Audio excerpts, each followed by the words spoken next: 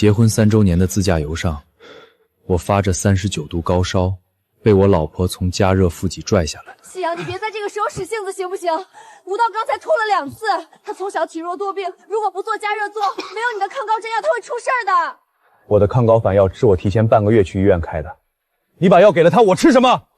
你平时连感冒都少有，身体素质比他强多了。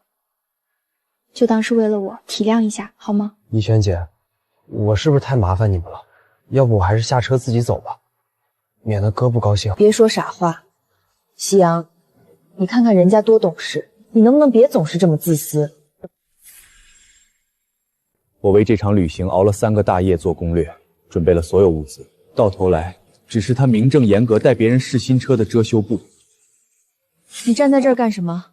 跟鬼一样不出声。我来拿水。保温杯里的热水吴涛要喝，你凑合喝这个吧。你身体底子好，喝点凉的也没事儿。哥，你别怪怡秋姐，都是我身体不争气，给你们添麻烦了。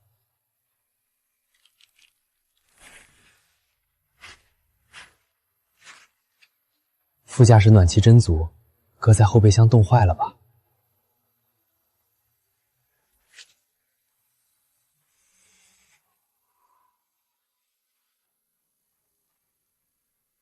一月姐，这车原本就是我微轮天启，副驾当然只能你坐。那你还打着3周年纪念日的旗号带他出来，哥要是知道了，非跟你闹翻天不可。随便找个借口带他出来转转罢了，不然他天天在家里查我的岗，烦都烦死了。等到了下个营地，给他拍几张打发了就行。反正他好哄，随便给点甜头就感恩戴德了。原来这场我期待了半年练的旅行，从头到尾都是一场笑话。我只是他名正言顺带男同事出门的幌子。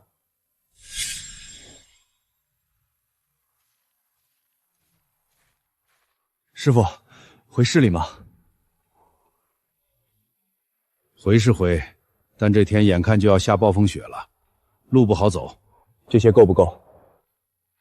上车吧，兄弟。看你这脸色，再不回城找个医院，命都要搭进去了。兄弟，跟老婆吵架了？不是老婆，是一个不相干的。这雪下得太邪乎了，交警已经在前面设卡封路了，后面的车估计全得堵在服务区里，没个2、3天根本出不来，就像是生生剜掉了一块腐烂的肉，虽然疼，但总算不会再蔓延了。江夕阳，你去哪儿了？让你老实待着，你乱跑什么？你赶紧给我滚回来！吴涛上个厕所冻得发抖，你把你的冲锋衣拿过来给他穿。江夕阳，我数到3，你立刻带着衣服出现在我面前。等到了下个营地，我让你回副驾坐一会儿总行了吧？师傅，到了市区麻烦直接送我去市医院。好嘞，你先睡一觉，睡醒就到了。江夕阳，你躲哪儿去了？天都快黑了，你还乱跑什么？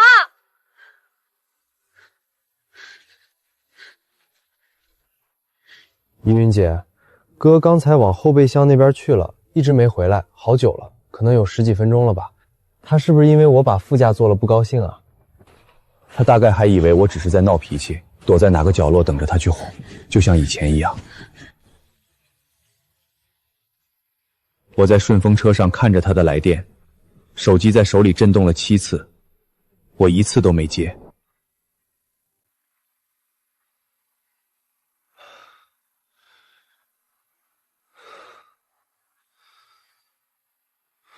兄弟，你这烧得不轻啊，脸都红成猴屁股了。没事儿，到了市里就好。喝点热的，撑住了，前面再有2、3个小时就到。你这温度，我开了10几年车，没见过烧成这样的人还能站着的。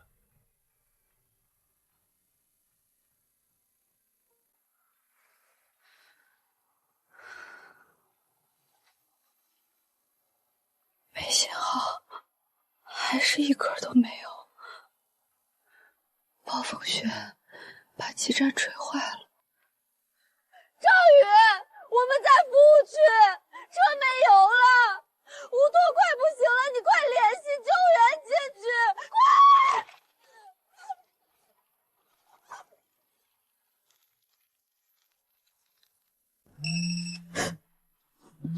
怡媛，怡媛，你说什么？3个人全他妈关机！你们是在玩荒野逃生吗？我要报警！我朋友困在无人区了，在 G315国道的服务区，车没油了，暴风雪封路，他们已经冻了1整夜了。求你们马上派人去！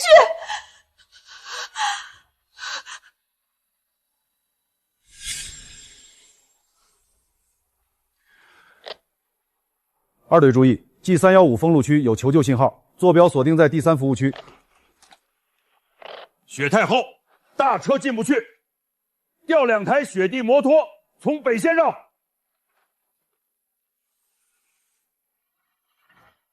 他们已经在-30度冻了1整夜了，其中1个人有严重高反，你们还要多久？最少还要3个小时，铲雪车在前面开路，雪地摩托才能跟上。我们已经在尽全力了。告诉二队，做好最坏打算，-30度，没有暖气撑1夜，要快。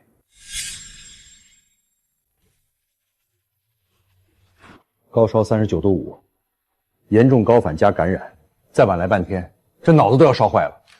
年轻人也不能这么折腾自己，家属呢？怎么没陪着？我一个人。一个人。从结婚那天起，我以为我们是2个人，现在我才知道，那只是我的错觉。江夕阳，你终于肯接电话了，你是不是疯了？雪太多封路了，外面的车根本开不进来，医院的车在无人区，没油熄火了。吴涛已经冻得重度昏迷了。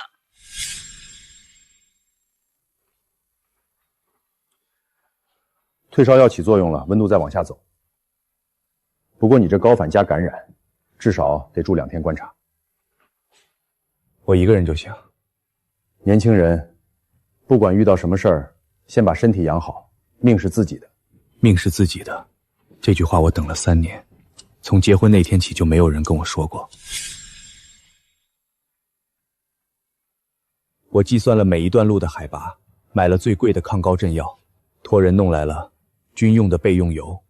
我以为是我们修复婚姻裂痕的契机，却没想到这一切只是他为别的男人准备的。宋一鱼不吃葱，3年了，我在外面点菜从来不点带葱花的，服务员忘了去掉葱，我都会替他挑干净。现在我终于可以只点自己喜欢的东西了，连葱花都可以留着自己吃。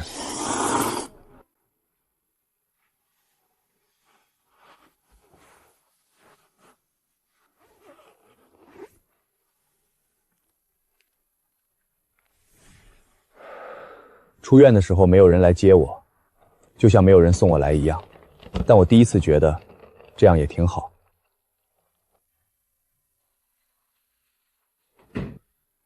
舒舒服服洗了个热水澡，我已经很久没有这样不赶时间的站在热水里了。以前每次洗澡，宋一月都会在外面催，让他别磨蹭。明天一早回城，是时候把家里那些东西清理干净了。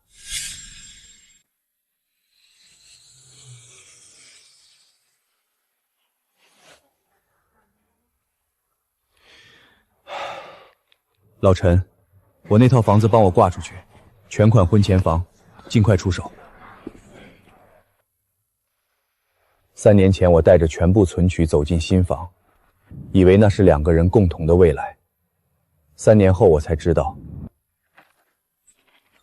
那套房子的房产证上，从头到尾只写了我一个人的名字。这可能是我这3年婚姻里唯一幸运的事儿。有人说过，分手最难的不是忘记一个人，而是把他从生活的每一个角落里清理掉。但我现在才发现，清理垃圾原来是一件这么解压的事儿。1箱就够了，他的东西不多，他从来没什么东西放在这里，因为他的心从来没放在这里。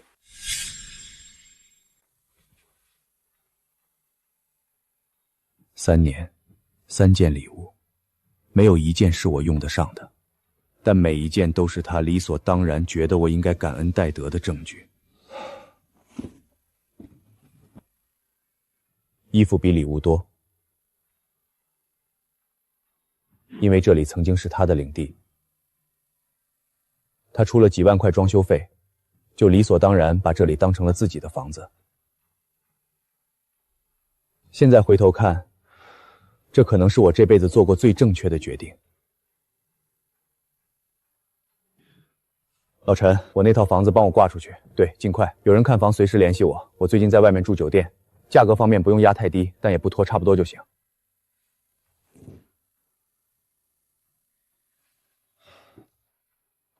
以前网上有人说，离婚最难的是财产分割，但对我来说，最难的已经过去了。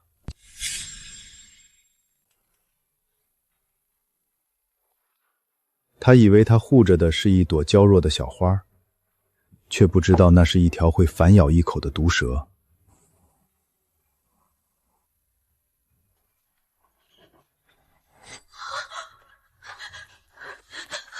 怡媛，你终于出来了！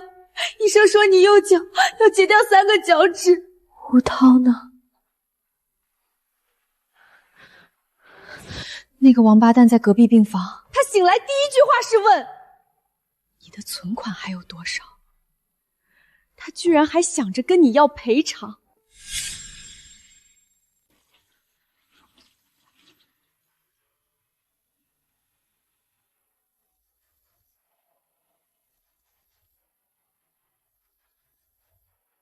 杨继阳，开门！开门，把密码改了。江继阳，他还活着，但看起来他的运气不太够用。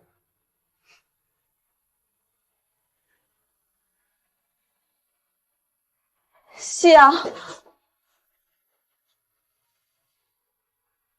这是干什么？你要搬家？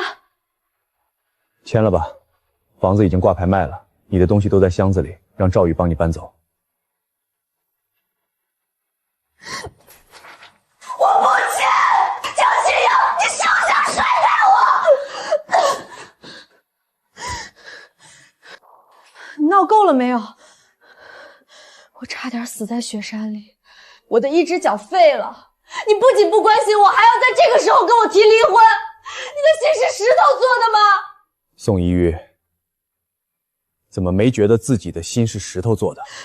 他知道了，他知道我说了什么。江先生，你的情况比较清晰，婚前全款房产，产权登记在你一人名下，离婚时不属于夫妻共同财产。对方出的装修费，如果你已愿意退还，可以进一步减少纠纷。你现在的问题是，对方不签字。他不签，分居2年起诉的话，流程大概要多久？从分居开始算，满2年，你可以在被告所在地或你的所在地法院起诉。如果对方不应诉或者没有实质性抗辩理由，第一次判离的概率很高，加上诉讼周期，前后大概2年半。2年半，我可以等。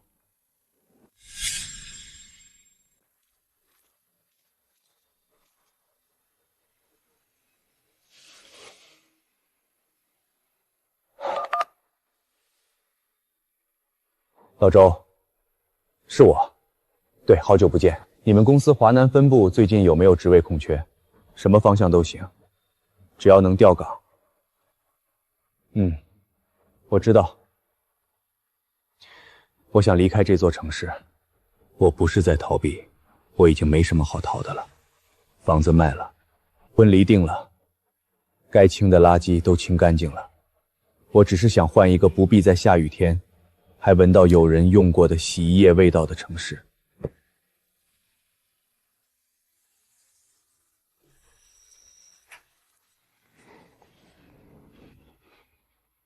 3个月，调岗申请批下来的那天，我把那座城市最后一把钥匙交给了房产中介。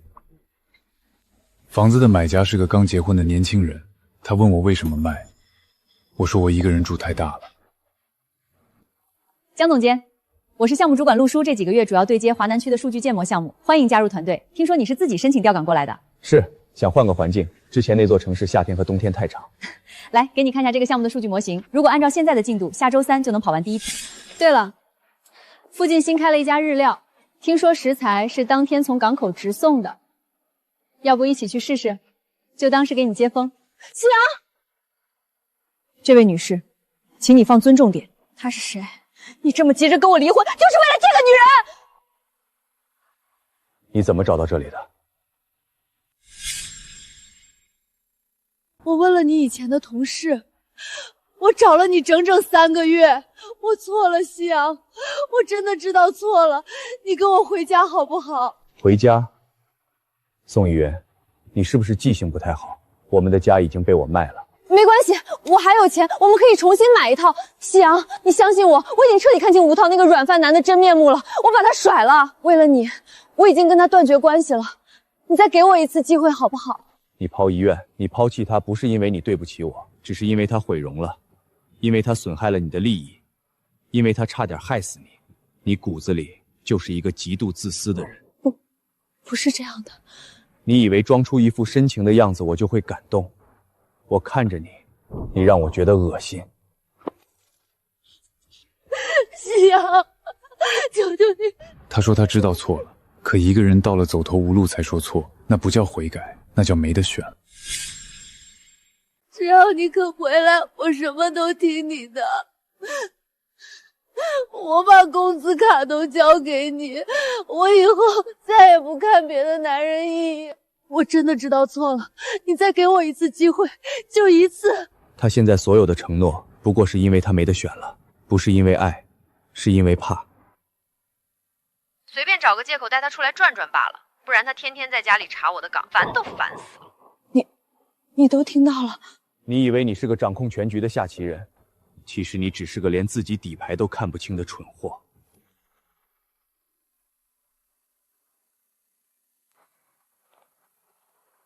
他听到了，他什么都听到了，那些话，每一句，他都听过了。3年的感情，他说这句话的时候一定忘了。那3年里每一次他把我推开的时候，可从来没想过什么感情。走吧，去吃那家新开的日料，我定了位，再不去老板该把我的位置取消了。他再怎么挣扎，也走不进我未来的生活了。不是因为我不原谅他，是因为我的未来里本来就没有他的位置，从来没有。来，接风酒，恭喜你正式加入华南分部。虽然你的第一天入职仪式有点意外热闹，刚才的事儿，不好意思，让你看到那些。没什么不好意思的，每个成年人都有过去，重要的是你现在坐在哪。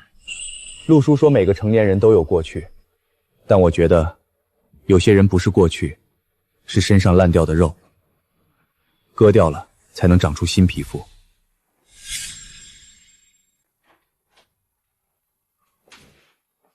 以前每个夜晚，我都在等一个永远借口加班不回家的人，等到的不是开门声，是手机上一句冷冰冰的“今天不回来了”。现在我一个人住，反而从来没有觉得空荡过。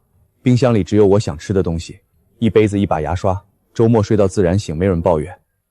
原来一个人生活是这样的，不是寂寞，是自由。江总监，下一阶段的模型优化方案我整理好了，上周跑出来的转化率比预期高了8个点，总部那边很满意，很扎实。下周3汇报你来做，我在旁边补2句就行。这个项目你比我熟。他不是在客气，他是真的信我。工作这么久，遇到过太多抢功的上司，但他不一样，他好像从来不需要证明什么。焦糖玛丽朵，跟你入职那天喝的一样，科学依据没有，但有用。我刚来这座城市的时候，每天下班都来天台看海，觉得大海太大了，自己太小了。后来有一天忽然发现，不是因为海大，是因为那时候我还没找到自己该站的地方。那你现在找到了吗？3年，我升任了华南区总监，搬进了面朝大海的房子。我学会了冲浪，虽然摔得很难看。陆叔说我的技术只配跟金毛比，但我觉得金毛比我灵活。又在发呆，想什么呢？没什么，明天季度汇报的 PPT 还剩最后几页，在想数据怎么呈现。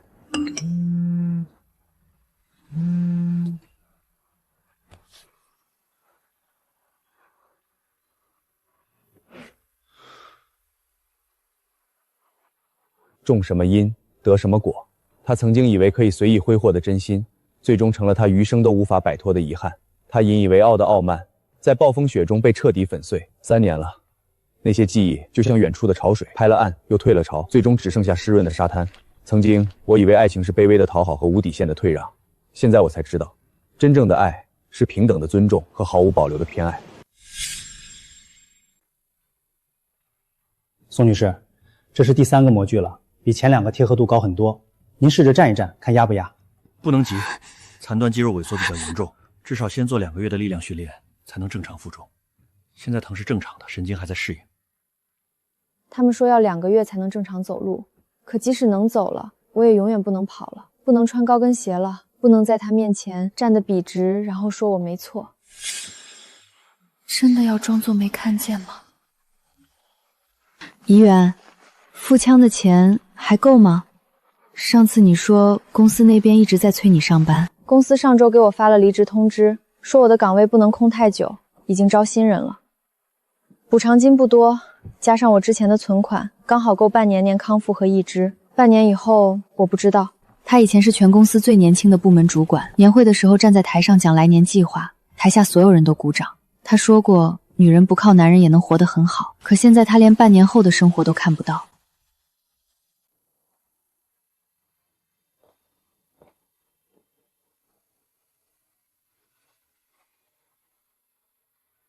看什么呢？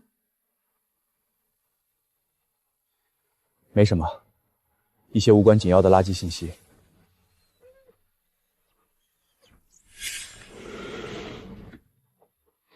又是焦糖玛奇达，习惯了，顺手。有人说，你离开一个地方的时候才知道谁是真的需要你，但对我来说正好相反。我离开那座城市的时候，才终于知道了谁从来都不需要我，而那恰恰是我最需要的答案。对了，下季度的招聘计划总监批了，我推荐了你上次提的那几个候选人。对了，人事那边说有人打电话来打听过你，问你是不是调到了华南。是吗？谁 ？HR 说是个女的，声音不太好听，好像带点口音。问的是你的新部门和办公地址。HR 按标准流程说，涉及员工隐私不能透露。对方骂了几句就挂了。还有别的吗 ？HR 说他隔了3天又打了1次，这次没骂人。电话接通后大概沉默了10秒钟，然后挂了。话务记录上写着来电未开口，挂断，就这1行字。1年，足够一颗种子发芽，也足够一个人忘记他曾经活成了别人的影子。宋怡园，跟我走，我们去看看外面的世界。如果随便哪一次我回了，那天会不会不一样？可惜没有过如果，从来没有。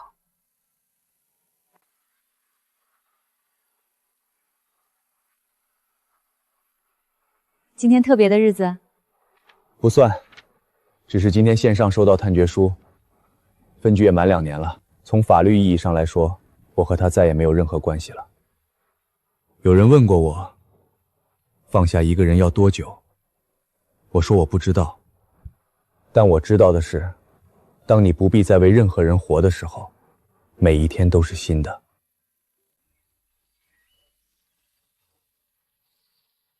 你今天煎蛋翻面的技术比上次强，上次那个蛋黄全碎了，金毛都不吃。上次是你一直在旁边说火太大了，油太少了，你翻太早了，这次你把嘴闭好。有人说删照片是一种仪式感，其实不是，只是一些东西占着内存，你总得给新的生活腾点空间。就像当年他把我的冲锋衣扔在后备箱里，我后来发现，没有那件冲锋衣，在南方穿衬衫也挺好。今天下午开会的时候，总部那边问起你明年愿不愿意考虑大区副总的位置。你怎么回的？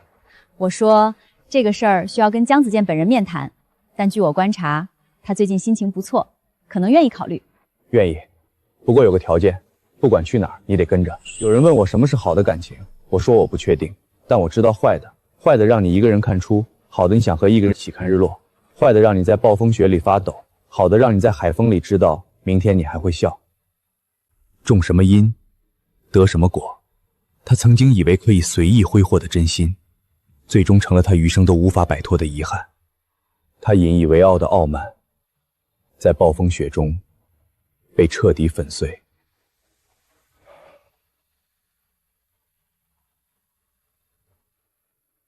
看什么呢？没什么，一些无关紧要的垃圾信息。而我曾以为爱情是卑微的讨好和无底线的退让，现在我才知道，真正的爱是平等的尊重和毫无保留的偏爱。有一个人牵着你的手走在海风里，有一盏灯在回家的时候会亮，有一碗面不用再挑葱花，这就是我想要的所有东西。不多，但每一件都是我自己选的。